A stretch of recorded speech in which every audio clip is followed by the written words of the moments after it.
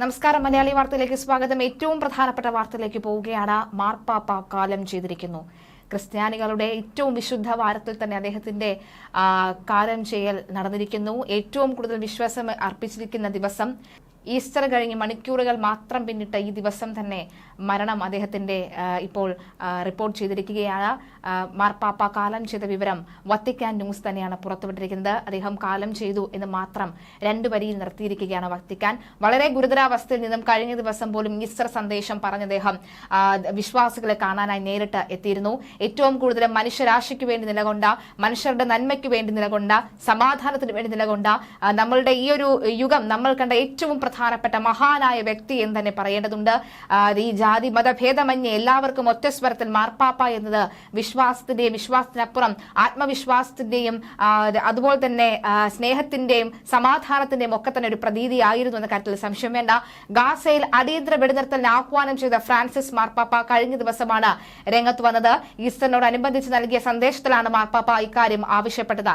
എല്ലാ ബന്ദികളെയും വിട്ടയക്കണമെന്ന് ഹമാസിനോട് മാർപ്പാപ്പ ആവശ്യപ്പെട്ടിരുന്നു. ഗാസയിൽ പട്ടിണി അനുഭവിക്കുന്ന ജനങ്ങളെ സഹായിക്കണമെന്നും അദ്ദേഹം പറഞ്ഞിരുന്നു.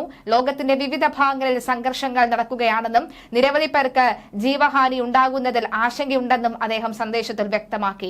യുക്രൈൻ യുദ്ധത്തെയും അദ്ദേഹം ഈസ്റ്റർ സന്ദേശത്തിൽ പരാമർശിച്ചിരുന്നു. അതിനുശേഷമാണ് അദ്ദേഹത്തിന്റെ നില കൂടുതൽ വഷളായി മാറിയത്. കടുത്ത ന്യൂമോണിയ തുടർന്ന് 5 ആഴ്ചയോളം അദ്ദേഹം ആശുപത്രിവാസത്തിലായിരുന്നു. ഏറ്റവും ഒടുവിൽ വന്ന വാർത്തകൾ പ്രകാരം അദ്ദേഹം മരണവുമായി മല്ലിട്ടുകൊണ്ടിരിക്കുകയാണ്. അദ്ദേഹത്തിന്റെ ചികിത്സ പോലും ഒരു ഘട്ടത്തിൽ ഡോക്ടർമാർ നിർത്തിവെക്കട്ടെ എന്ന് പോലും ആലോചിച്ച സമയമുണ്ടായിരുന്നു. കാരണം ചികിത്സകൾക്ക് ഇനി ഒരു തരത്തിലുമുള്ള സാധ്യതയില്ല എന്ന് പറഞ്ഞു. എന്നാൽ ഒരു മെഡിക്കൽ മിറാക്കിൾ പോലെ അദ്ദേഹം വീണ്ടും ജീവിതത്തിലേക്ക് തിരിച്ചു വരികയായിരുന്നു. അദ്ദേഹം വീണ്ടും ജീവിതത്തിലേക്ക് തിരിച്ചു വന്നതിന് ശേഷം 2ാമത്തെ ആഴ്ചയിലാണ് ഈ ഒരു മരണം സ്ഥിരീകരിക്കപ്പെട്ടിരിക്കുന്നത്. ന്യൂമോണിയ ബാധിതനായി 38 ദിവസം റോമിലെ ജെമേലി ആശുപത്രിക്കകത്ത് അദ്ദേഹം കഴിയുകയായിരുന്നു. ഈ മരണത്തിന്റെ വക്കിലെത്തിയിരുന്നുവെന്ന് ഡോക്ടർ സെർജിയോ ആൽഫിയേരി അന്നേ പറഞ്ഞിരുന്നു. ചികിത്സ നിർത്തി അദ്ദേഹത്തെ സമാധാനത്തോടു കൂടി മരിക്കാൻ വിടുന്ന കാര്യം ഡോക്ടർമാർ ആലോചിച്ചിട്ടുമുണ്ടായിരുന്നു എന്ന് ഈ ആൽഫിയേരി പറയുകയാണ്. ഇറ്റലിയിലെ കൊറിയേറി ജെല്ല സെറ പത്രത്തിന് നൽകിയ അഭിമുഖത്തിലാണ് പാപ്പയെ ചികിത്സിച്ച സംഘത്തിന്റെ തലവനായിരുന്ന ആൽഫിയേരി ഇക്കാര്യം പറയുന്നത്.